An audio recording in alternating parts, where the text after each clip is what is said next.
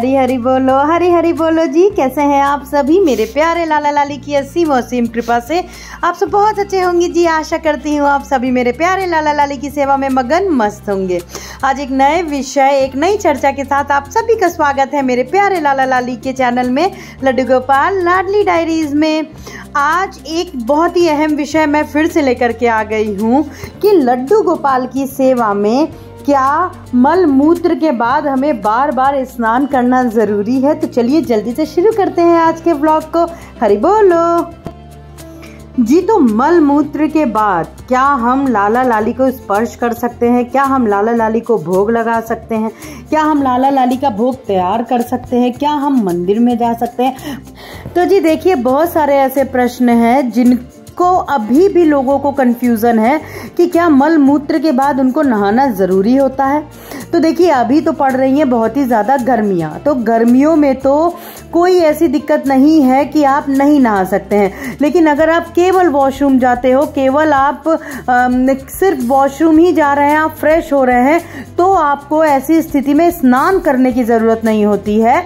आपको बस स्वच्छता की ज़रूरत होती है। आप हाथ पैर धुल सकते हैं, पानी से आप अच्छे से वॉश कर सकते हो और आप अच्छे से हाथ पैर कुल्ला करके आप लाला की सेवा पूजन अर्चन उनको स्पर्श कर सकते हो।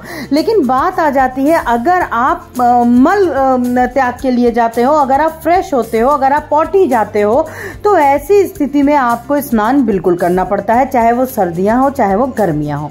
अब सर्दियों में भी बहुत सारी चीज़ें आ जाती हैं कि भाई अगर आप नहीं कर पा रहे हो स्नान, सर्दी बहुत ज़्यादा है, तो आप कमर से स्नान कर सकते हो और उसके बाद में आप अपने वस्त्रों को बदल सकते हो।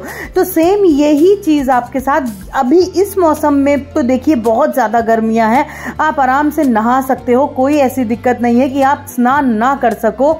लेकिन अगर कोई ऐसी परिस्थिति आ जाए कि आप नहीं नहा पा रहे हो और आप ऐसे आप फ्रेश हुए हो, पॉटी गए हो और आप नहीं नहा पा रहे हो, तो ऐसी स्थिति में आपको क्या करना होता है? कमर से स्नान जरूरी आवश्यक होता है कि आप कमर से स्नान करें, 7 बार कुल्ला करें और आप जल आचमन अपने ऊपर कर ले। लेकिन कमर से हाथ पैर अच्छे से स्वच्छ करके कपड़ों को बिल्कुल हटा देना होता है।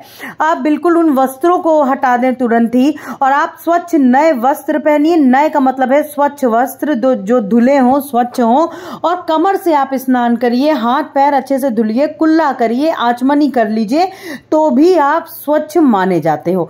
लेकिन देखिए, ये भी स्थिति उन लोगों के लिए है कि जो लोग सच में नहीं नहा पा रहे हैं या उनके साथ में कुछ ऐसी समस्या है, कुछ ऐसे मेडिकल इश्यूज हैं कि आप नहीं बार बार नहा सकते हो, बॉडी का टेम्परेचर आपका नहीं फ्लैक्चुएट होना चाहिए, या कोई और रीज़न है, तो आप ऐसा कर सकते हो। नहीं तो भाई अगर आप वॉशरूम जाते हो तो आप भले ही, जैसे मैंने बताया, आप अच्छे से हाथ पैर धुल लीजिए और कुल्ला कर लीजिए, पानी ज़रूर लीजिए।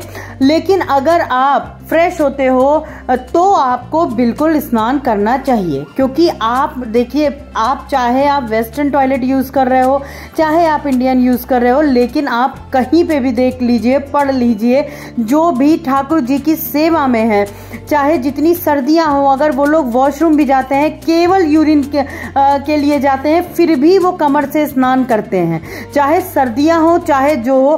तो अगर आप फ्रेश होते हो, आप पॉटी के लिए जाते हो, तो बिल्कुल आपको स्नान करना चाहिए। लेकिन अगर कुछ ऐसी स्थिति है, तो मैंने आपको बताया कि आप कमर से स्नान करके अपने वस्त्रों को चेंज कर दे सकते हो। अब देखिए, बहुत सारे लोग हैं जिनको मैं देखती हूँ, सुनती हूँ, जो कि गलत है। आप वेस्टर्न टॉयलेट में जाते हो, आप वेस्टर्न टॉयलेट यूज़ कर रहे हो, तो आप केवल अगर वॉशरूम भी जा रहे हो, तो आप अगर वेस्टर्न टॉयलेट यूज़ कर रहे हो, तो फ्रेश आप स्वच्छ नहीं मानोगे, नहीं माने जाओगे, क्योंकि उसमें भी आप बैठ करके हर चीज़ आपका स्पर्श होता है।